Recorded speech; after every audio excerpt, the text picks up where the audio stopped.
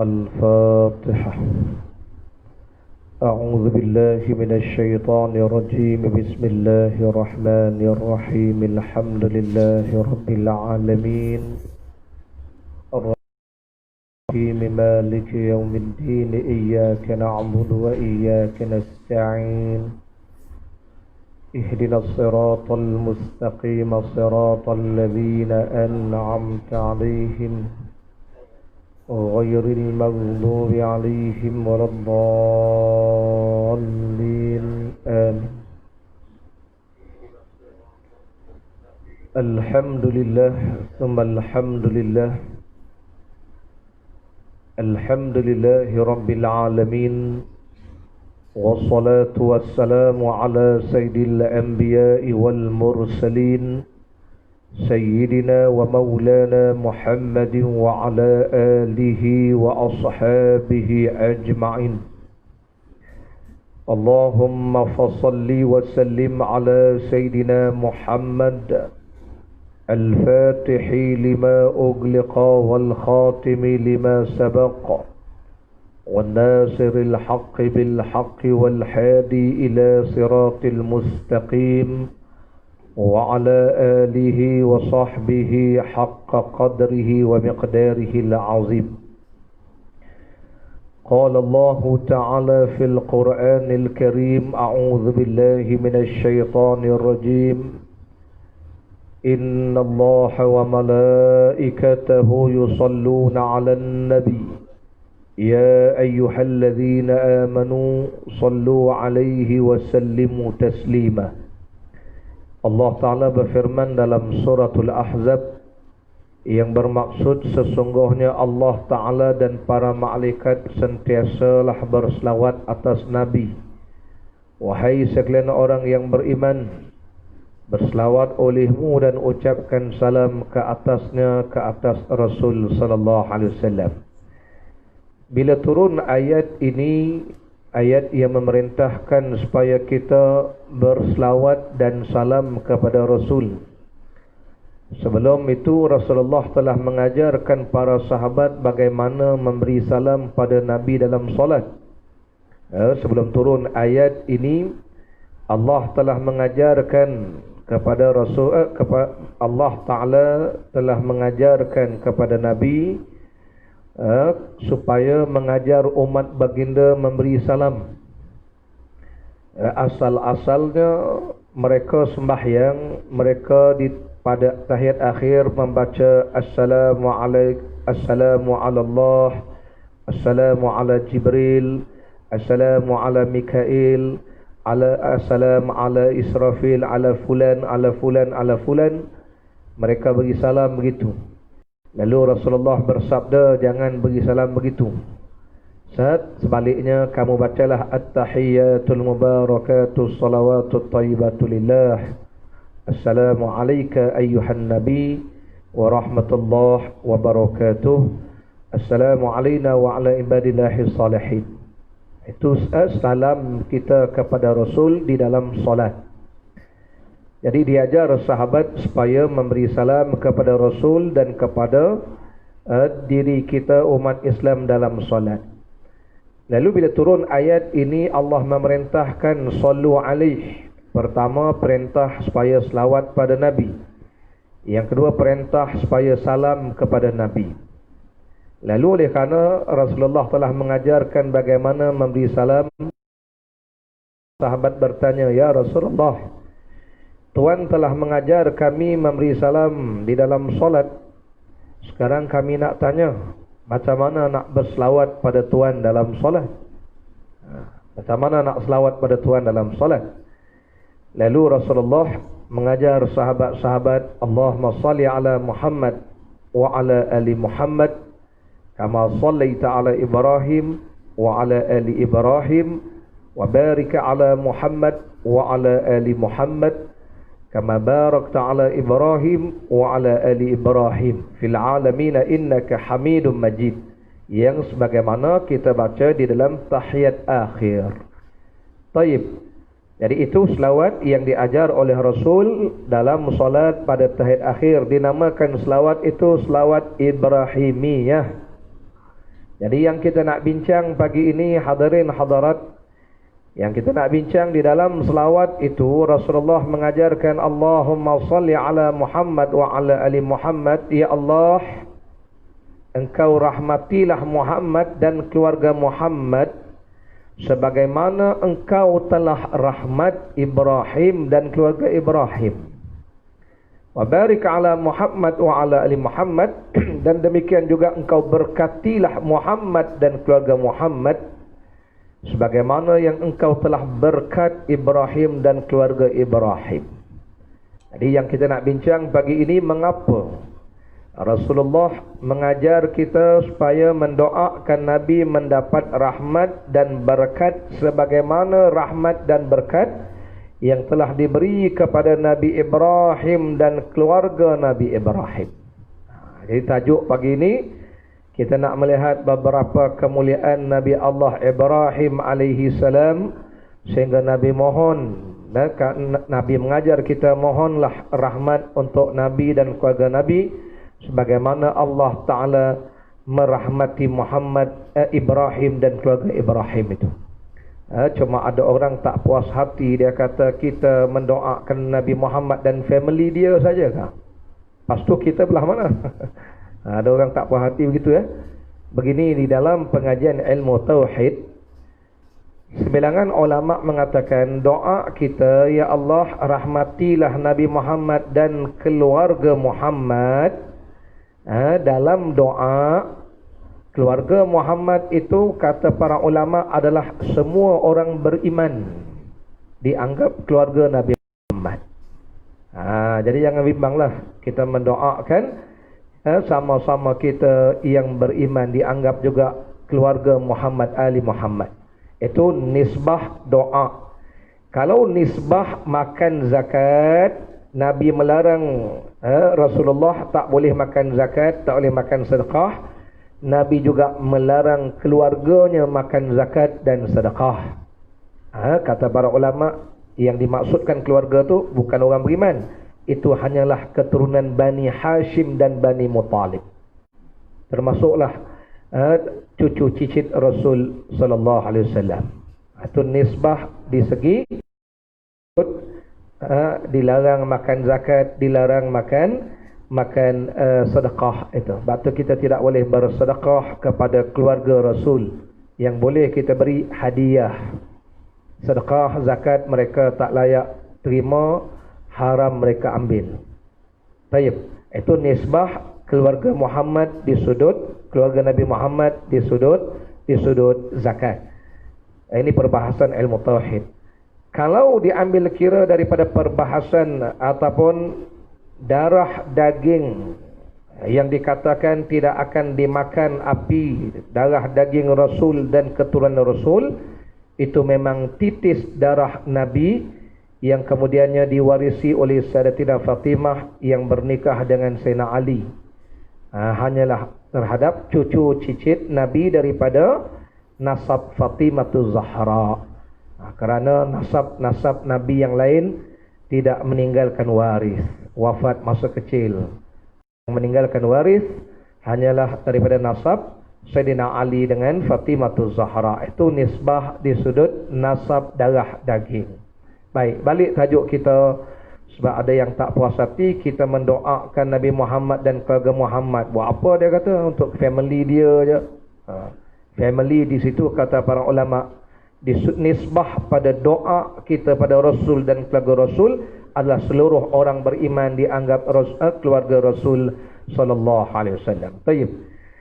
Yang kita nak bincang pagi ini, mengapa Rasulullah menyebutkan ya Allah rahmatilah Muhammad dan keluarga Muhammad sebagaimana equally yang telah engkau rahmat keluarga Ibrahim, Nabi Ibrahim dan keluarga Ibrahim.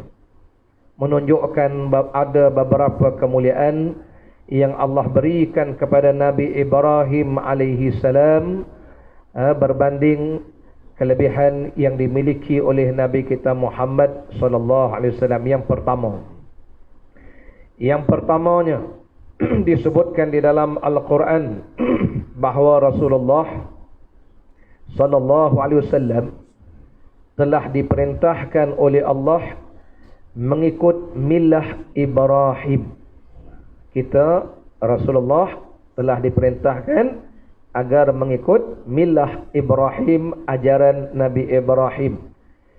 Ini disebut di dalam surah An-Nahli ayat 123. Allah berfirman, "Thumma awhayna ilaika an ittabi' millata Ibrahim hanifah." Allah berfirman, kemudian kami telah wahyukan, kami telah perintahkan kepadamu wahai Muhammad, an ittabi', supaya engkau mengikut milah Ibrahim hanifan, yang suci murni, dipanggil agama Hanif. Ini yang diperintahkan oleh Allah. Karena itulah kita melaksanakan ibadah korban. Saya bawa tajuk ini, kebetulan bulan ni kita buat korban. Korban ini antara sunnah Nabi Ibrahim AS. Sebab itu orang buat korban, dia mendapat dua sunnah. Satu sunnah Nabi Ibrahim, yang kedua sunnah Nabi kita Muhammad sallallahu alaihi wasallam. Dia tak banyak sunnah Nabi Ibrahim yang kita boleh buat, kecuali kalau kita ke Mekah. Kita tawaf, kita sa'i, kita tahallul, kita lantar jamrah. Itu ada sunnah Nabi Ibrahim yang masih dikekalkan. Lain daripada itu tak berapa nak ada sangat, kecuali korban yang kita buat ini. Jadi Allah Ta'ala muliakan Nabi Ibrahim sehingga Rasulullah sallallahu alaihi wasallam disuruh mengikut ajaran Nabi Ibrahim. Kita pun baca, wajjahtu wajhiya lilladzi fatara as-samawati wal ard hanifan musliman. Hanifan musliman. Hanifan atas agama yang suci, hanif musliman, kami sebagai muslim. Nah, itu yang pertama, kemuliaan Nabi Ibrahim. Maka itu kadang-kala kita berkecil hati apabila ada orang menghina Rasul sallallahu alaihi wasallam dengan kata-kata sebelum Rasulullah dapat wahyu, Nabi kita ni kafir, dia kata. Ini na'udzubillah min zalik, dengan Rasulullah jangan buat main begitu. Dia kata sebelum Rasulullah dapat wahyu, sebab Nabi mendapat wahyu di Gua Hira pada usia 40 tahun. Sebelum 40 tahun buat apa dia dah? Buang asam amat ni. Yang kalau ada ni sama ada kita smackdown ataupun kita kuntau ya, macam biar beradab dengan Rasul ya. Jadi sejarah menyebutkan Rasulullah di atas millah Ibrahim, ajaran Nabi Ibrahim. Sehingga ulama-ulama berbincang ketika Rasulullah duduk bertahanus ataupun orang panggil khulwah di Gua Hira. Rasulullah duduk bukan baring tidur makan saja kat Gua Hira tu, Nabi beribadah bersendirilah. Nabi buat apa di situ? Ajaran apa yang Nabi ikut? Para ulama menjelaskan Rasulullah beramal di atas ajaran Nabi Ibrahim alaihissalam. Dan memang ada sejarah Mekah menunjukkan tidak semua orang Mekah setuju dengan Abu Jahal mengikut ajaran jahiliyah, tak semua. Ada sebahagian mereka masih di atas milah Ibrahim. Cuma masa tu ajaran Nabi Ibrahim telah diselewengkan. Antara yang masih kekal dengan ajaran Nabi Ibrahim adalah bapa saudara Sayyidatina Khadijah, yang ketika Rasulullah menerima wahyu di Gua Hira dalam keadaan terketa-keta tu, apa kata Khadijah? Mari kita berjumpa dengan Waraqah bin Naufal. Waraqah bin Naufal antara orang yang masih berpegang di atas ajaran Hanif, ajaran Nabi Allah Ibrahim alaihi salam. Taib. Jadi jangan kita sebut Rasulullah belum dapat wahyu dia kafir, na'udzubillah. Rasulullah berada di atas ajaran Nabi Allah Ibrahim, milah Ibrahim hanifan. Dan kerana itulah Nabi Muhammad dan umat Nabi kita Muhammad adalah umat yang paling utama di sisi Nabi Allah Ibrahim alaihi salam. Oleh kerana kita ni mengikut ajaran Nabi Ibrahim, milah Ibrahim, maka Nabi Muhammad dan umat Nabi Muhammad ini dianggap dekat dengan Nabi Ibrahim. Allah sebut dalam ayat ke-68, inna awlan nasi Ibrahim lalladzina ittaba'uhu wa hadzal nabi walladzina amanu, yang bermaksud Sesungguhnya sehampir-hampir manusia dengan Nabi Ibrahim ialah mereka yang mengikut ajaran Nabi Ibrahim. Dan Nabi ini, hadzal Nabi merujuk pada Nabi Muhammad, walladzina amanu, dan orang yang beriman dengan Nabi Muhammad ini orang yang hampir dengan Nabi Ibrahim alaihissalam. Sebab tu kita tak sebut nama Nabi yang lain dalam tahiyat, tetapi diabadikan nama Nabi Ibrahim alaihissalam. Itu yang pertama. Yang keduanya, hadirin hadirat para jemaah dirahmati Allah, istimewanya Nabi Ibrahim ni yang keduanya, kita maklum Allah menceritakan kisah Nabi Ibrahim menyembelih anaknya.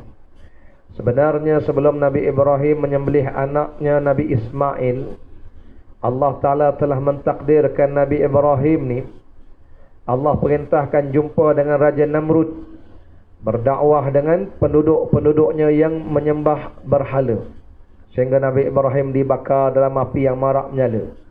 Ringkas ceritanya, api tak makan Nabi Ibrahim, tetapi umatnya tetap tidak beriman.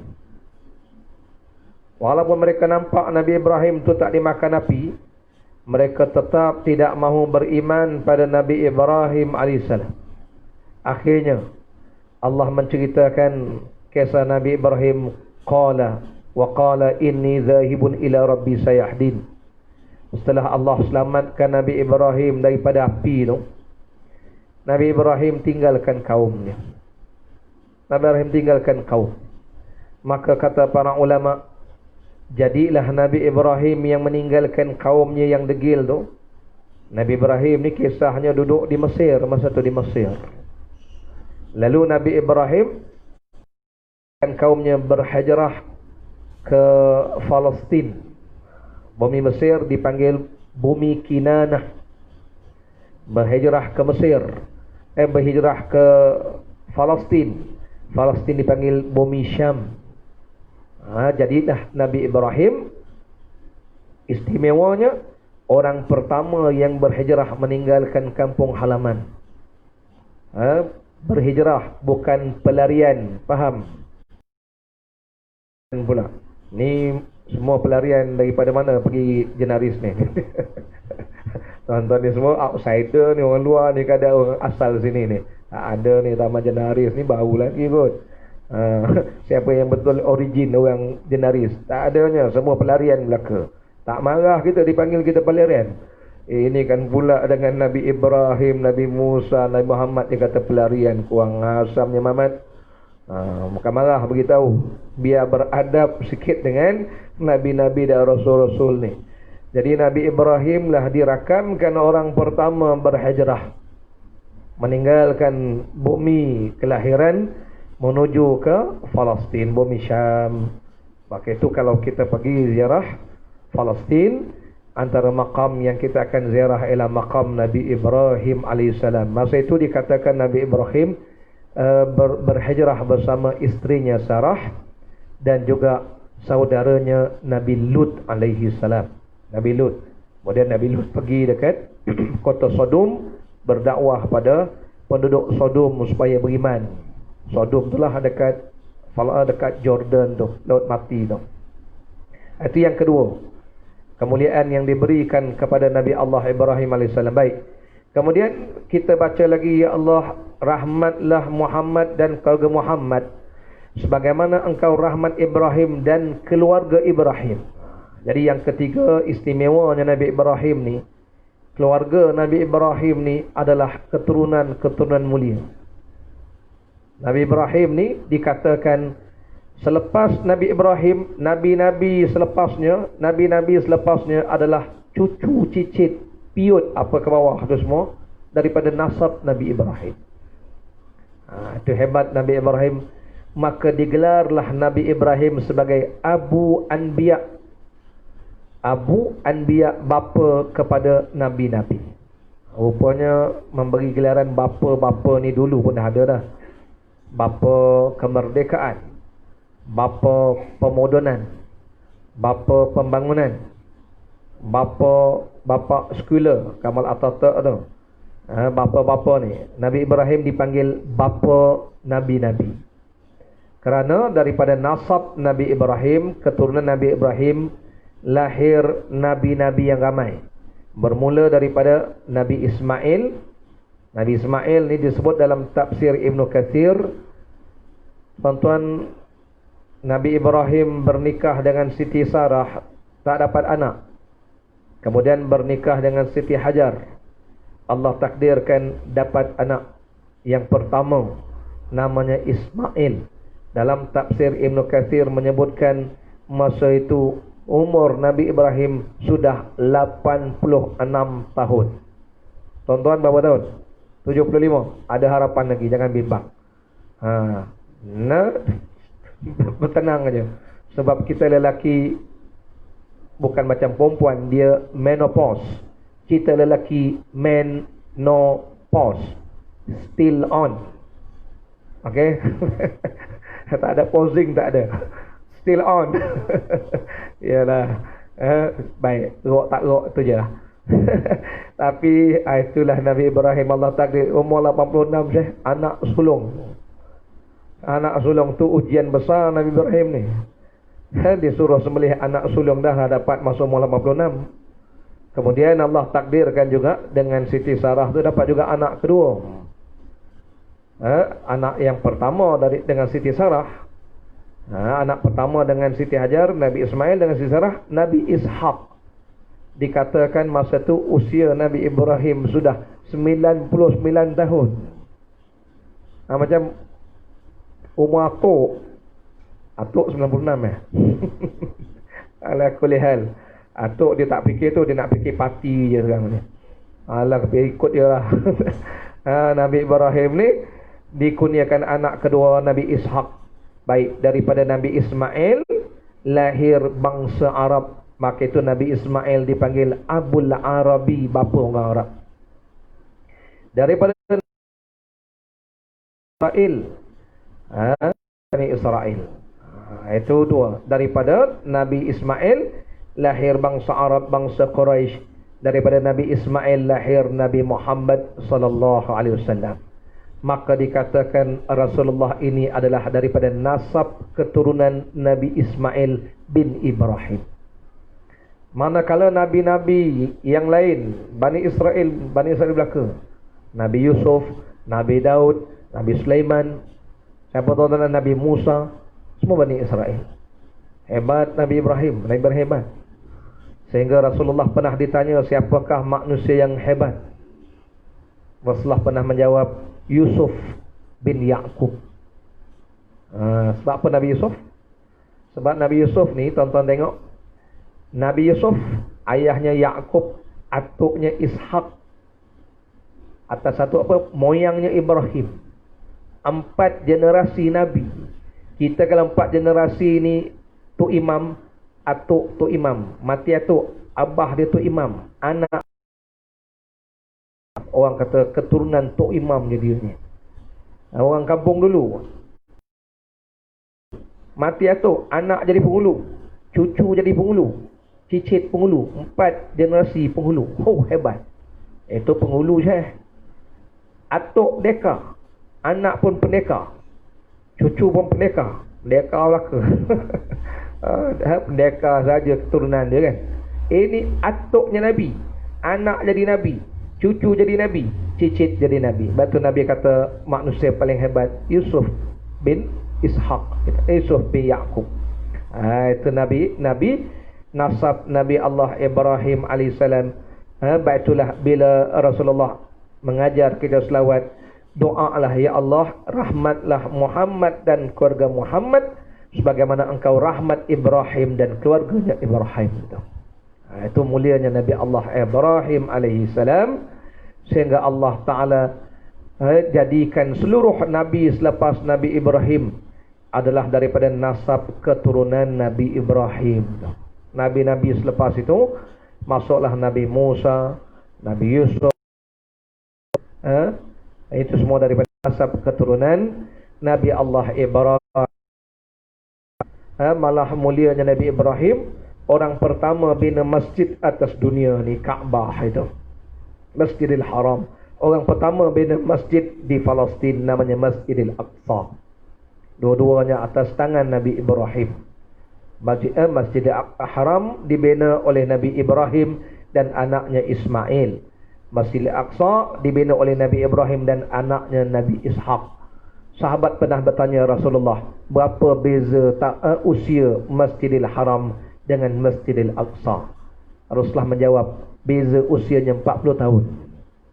Awal Masjid Haram 40 tahun daripada Masjidil Aqsa tu. Dua-duanya dibina oleh Nabi Ibrahim AS. Itu keistimewaan yang ketiga yang Allah kurnia pada Nabi Ibrahim. Yang keempat disebutkan dalam kitab Durul Mukhtar.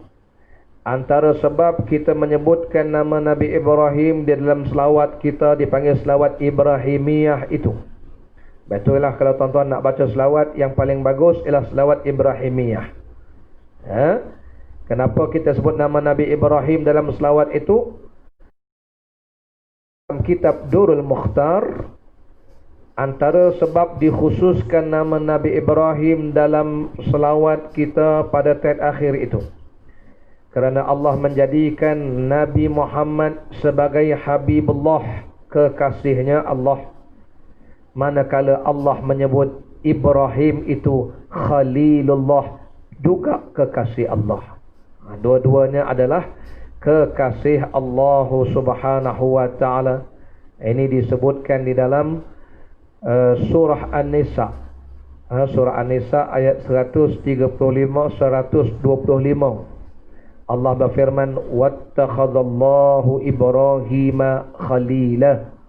Allah telah menjadikan Nabi Ibrahim khalila, kekasihnya Allah.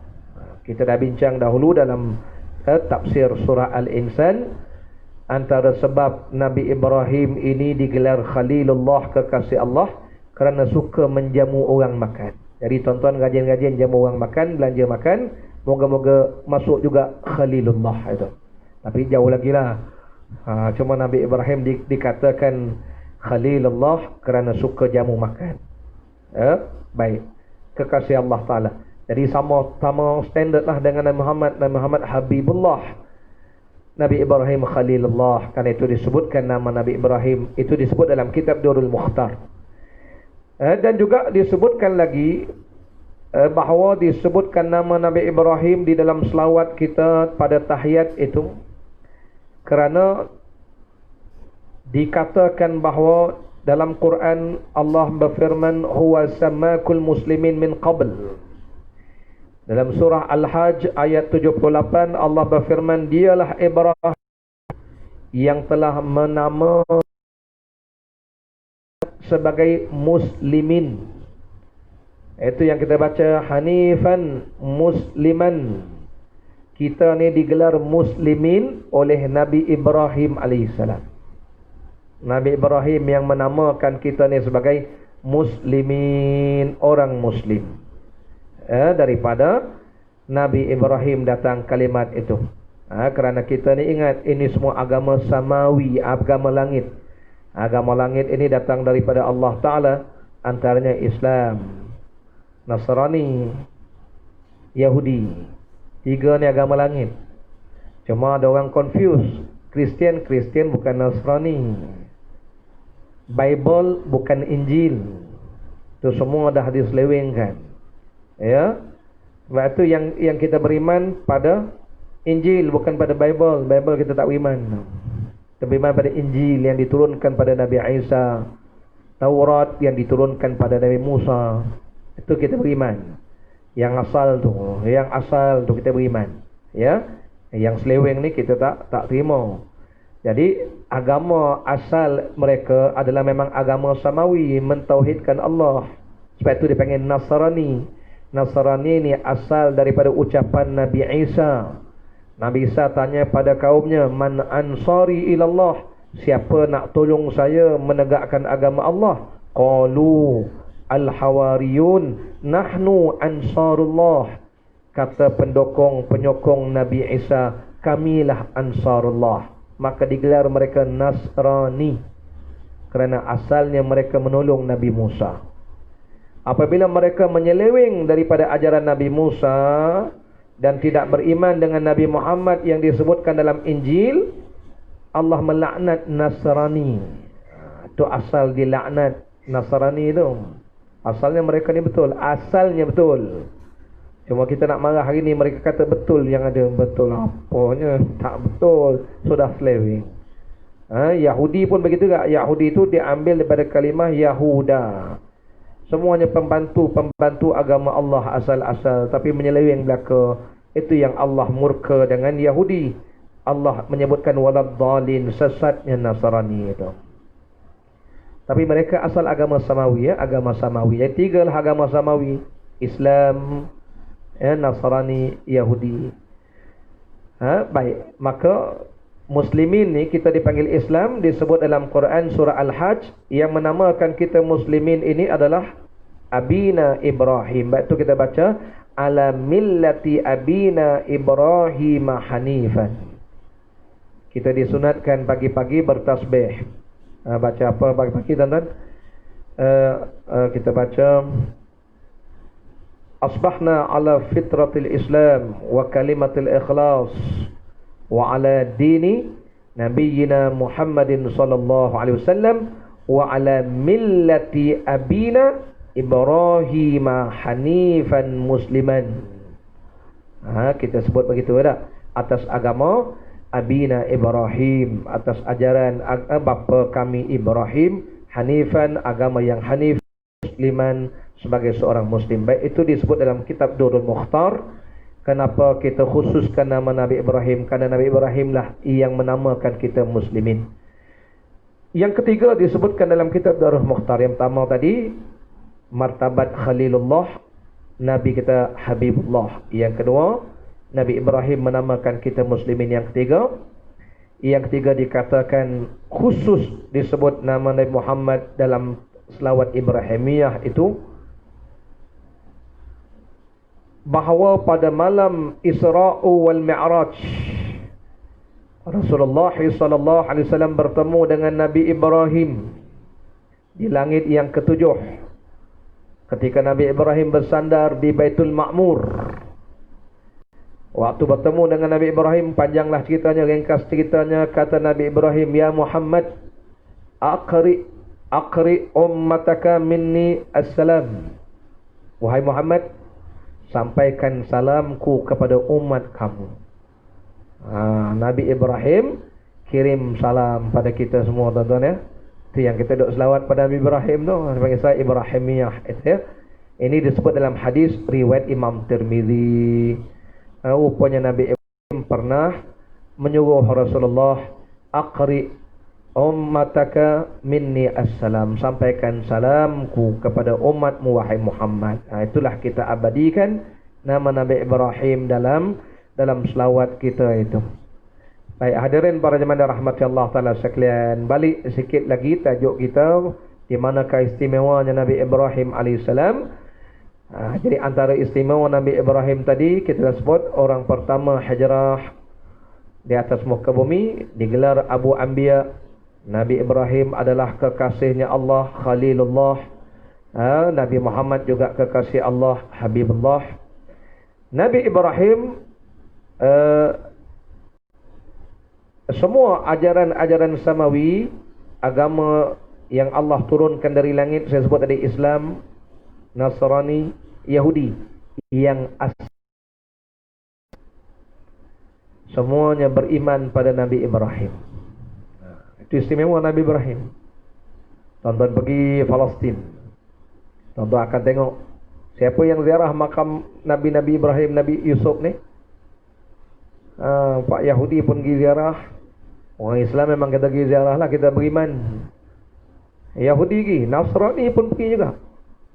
Semua pergi ziarah tu. Tetapi makam Rasulullah orang Islam je ziarah. Bukan Rasulullah tak istimewa, tetapi kerana puak Yahudi dengan Nasrani ni degil, tak ikut ajaran kitab dia. Padahal dah disebut nama Nabi Muhammad dalam Taurat dan Injil. Itu sebab mereka tu dianggap sebagai sesat. Samalah dengan ayat pin pun, samalah dengan ajaran-ajaran yang ada pun sesat, sebab tolak Nabi Muhammad ni sesat. Ini tolak Nabi Muhammad, nak Nabi lain.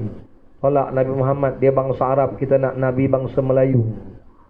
Engkau dengan Yahudi lebih kurang je perangai ni. Ni bukan marah ni, geram. Dengan Nasrani lebih kurang je. Ni cari murka Tuhan belaka-belaka ni. Tak mau terima Nabi Muhammad, silap turun wahyu lah, macam-macam. Apa beza dengan Yahudi tu? Tapi dengan Nabi Ibrahim, mereka beriman. Dengan Nabi Yusuf, mereka beriman. Dengan Nabi Musa, mereka percaya. Percaya bapak ni dengan Nabi Musa, dengan Nabi Isa, percaya. Muhammad, kami tak mau terima. Muhammad bukan Nabi. Apa beza dengan ajaran sesat yang ada di Malaysia? Sama. Tak? Muhammad bukan Nabi. Muhammad salah orang dapat wahyu. Na'udzubillah min zalik. Itu Nabi Ibrahim ni istimewanya. Semua agama langit menerima dan beriman pada Nabi Allah Ibrahim AS. Dan lagi dikatakan Nabi Ibrahim ini ada keistimewaannya, bahawa Nabi Ibrahim digelar bapa kepada Tauhid. Bapa Tauhid. Kerana Nabi-Nabi, Rasul-Rasul alaihimussalatu semuanya mengajak mentauhidkan Allah, mengesakan Allah. Tapi pertama-tama orang mengajak manusia balik pada Allah ialah Nabi Ibrahim, selain Nabi Nuh AS. Nabi Nuh ni duduk sebelum Nabi Ibrahim lagi lah. Nabi Nuh duduk sebelum Nabi Ibrahim. Cuma ulama membezakan tauhid yang dibawa oleh Nabi Nuh dengan Nabi ni semua sama. Semua Nabi-Nabi ni membawa ajaran tauhid, mengesakan Allah. Allah sebut dalam Quran, walaqad di ummati rasul an ya'budullah wajtanibut taghut. Walaqad ba'athna fi kulli ummatin rasulan an ya'budullah wajtanibut taghut. Dan sesungguhnya kami bangkitkan tiap-tiap nabi ni, tiap-tiap umat ni ada nabi. Jadi tugas nabi-nabi ni ajak manusia sembah Allah. Semuanya mengajak manusia mentauhidkan Allah, mengesakan Allah. Jadi dikatakan Nabi Ibrahim ni bapa tauhid kerana tuan-tuan, penyelewengan ni dilakukan oleh syaitan yang menyesatkan. Itulah dosa paling besar, dosa syirik. Menyembah yang lain dari Allah, menganggap ada Tuhan lain dari Allah, menganggap ada yang lebih hebat dari Allah. Ni semuanya syirik, dipanggil syirik. Kita ni orang Islam ni, jahat macam mana pun kalau ada tauhid, masuk syurga juga Syekh. Tapi kalau jahat-jahat sampai syirik, Allah tak terima. Walaupun dia jujur, Allah tak terima Syekh. Jadi janganlah pegang pendapat dia jujur lebih baik daripada yang beriman. Tetap orang beriman lebih baik lagi. Selagi ada kalimat tauhid, selagi itulah baik di sisi Allah Ta'ala. Walaupun dia buat maksiat, di sisi Allah dia tetap orang baik, dia boleh masuk syurga. Tapi baik macam mana, tak buat maksiat, tak minum arak, tak judi. Tapi kalau dia kafir, menyembah yang lain dari Allah, dalam neraka lah dia selama-lama. Ingat-ingat kalimat itu ya. Baik. Jadi Nabi Ibrahim ni, Nabi-Nabi ni semuanya mengajak manusia balik kepada mengesakan Allah Ta'ala. Maka dikatakan Nabi Ibrahim ni bapa tauhid kerana asal usul orang sembah lain dari Allah ni, asal usulnya di zaman Nabi Ibrahim ni, mereka ni dipanggil menyembah alam, sembah alam.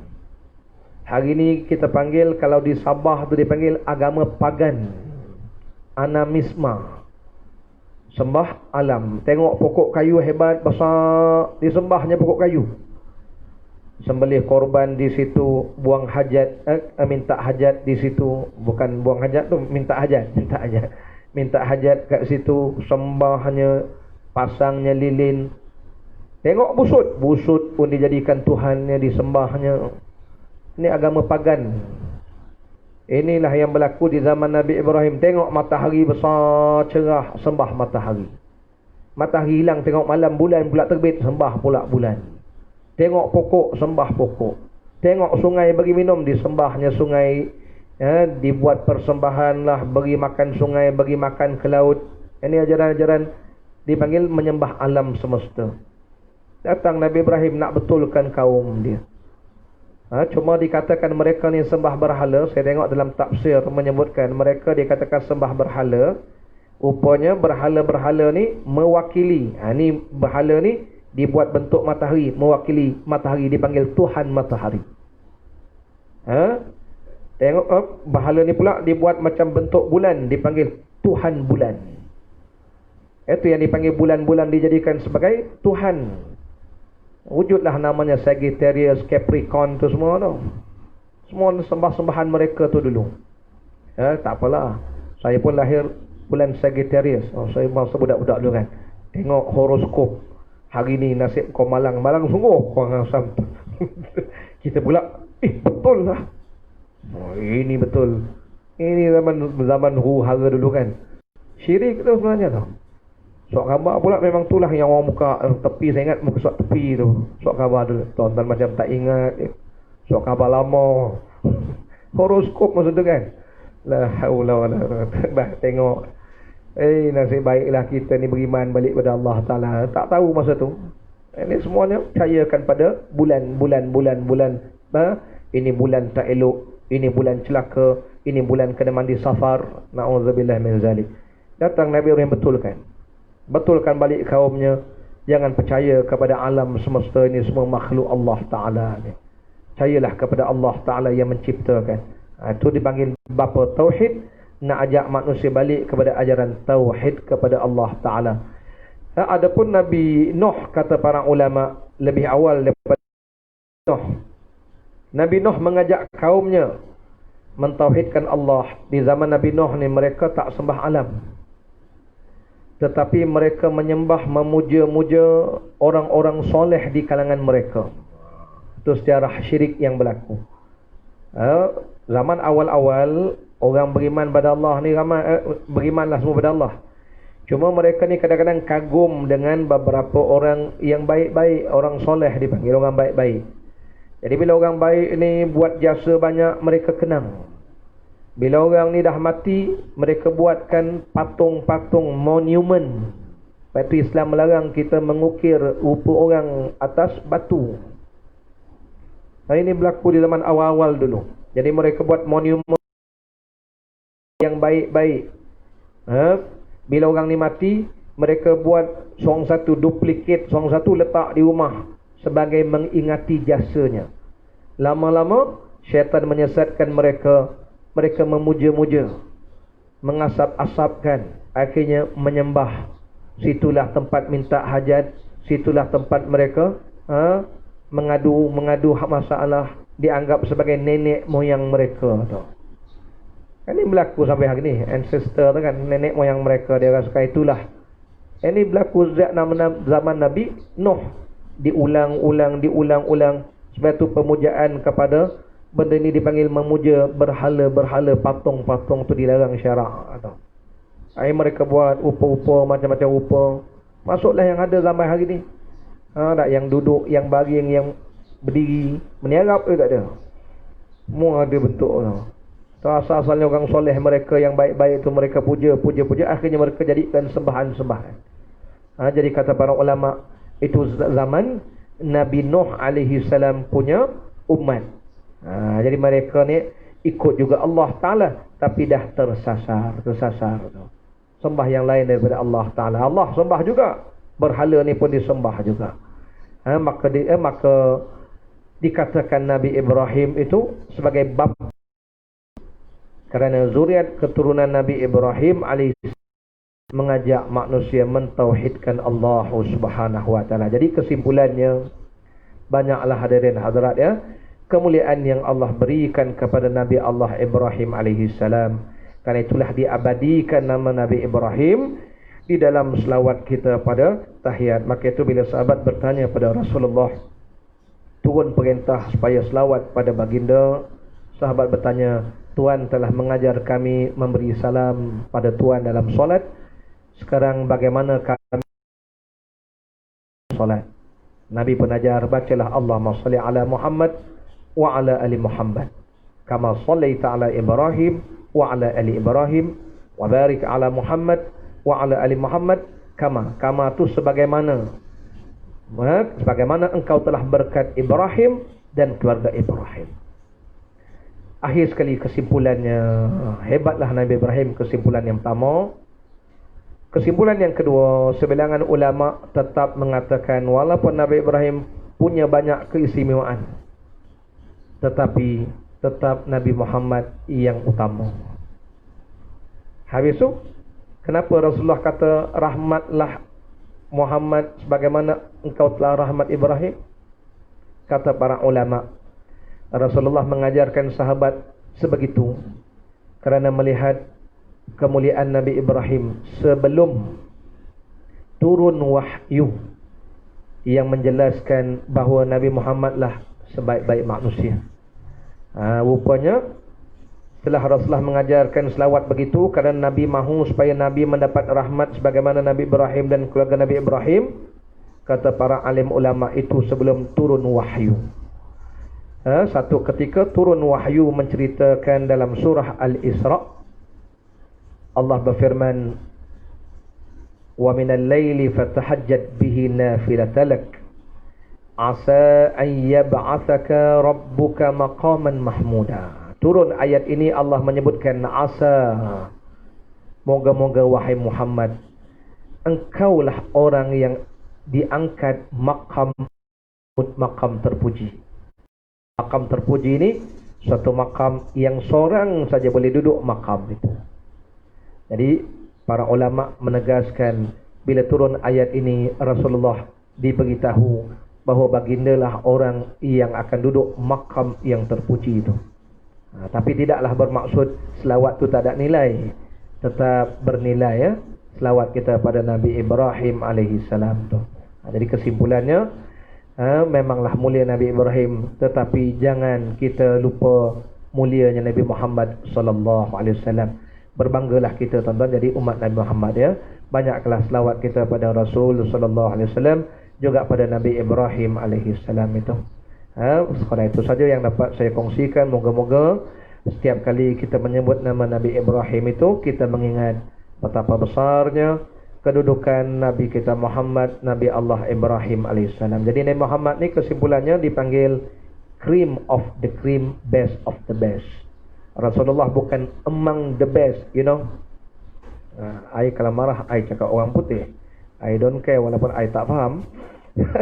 Rasulullah ni best of the best. Jadi kita kena banyakkan muliakan Nabi kita Muhammad sallallahu alaihi wasallam dan juga nabi-nabi yang telah dikurniakan kemuliaan oleh Allah Subhanahu wa taala. Sekadar itu saja yang dapat saya kongsikan. Semoga Allah rahmati pertemuan kita ini. Aqulu qawli hadza wa astaghfirullahal azim li wa lakum. Bismillahirrahmanirrahim. Allahumma anfa'na bima 'allamtana وعلمنا بما ينفعنا وزدنا علما نافعا يا أرحم الراحمين. Allahumma ya Allah, berilah manfaat di atas ilmu yang kau ajarkan kepada kami, dan ajarilah kepada kami ilmu-ilmu yang bermanfaat, dan tambahilah kepada kami ilmu yang bermanfaat. Allahumma ja'al jam'ana hadza jam'an marhuma. Ya Allah, jadikanlah pertemuan kami di pagi ini pertemuan yang engkau rahmati dan berkati, dan jadikanlah perpisahan kami selepas ini terpelihara daripada maksiat dan dosa, terhindar daripada musibah dan bala bencana, terselamat daripada tipu daya manusia dan yang durjana. Wa sallallahu ala sayyidina Muhammad wa ala alihi wa sahbihi wa baraka wa sallam. Walhamdulillahi rabbil alamin. Fataqabbalallahu minna wa minkum. Subhanakallah bihamdika asyhadu an la ilaha illa anta astaghfiruka.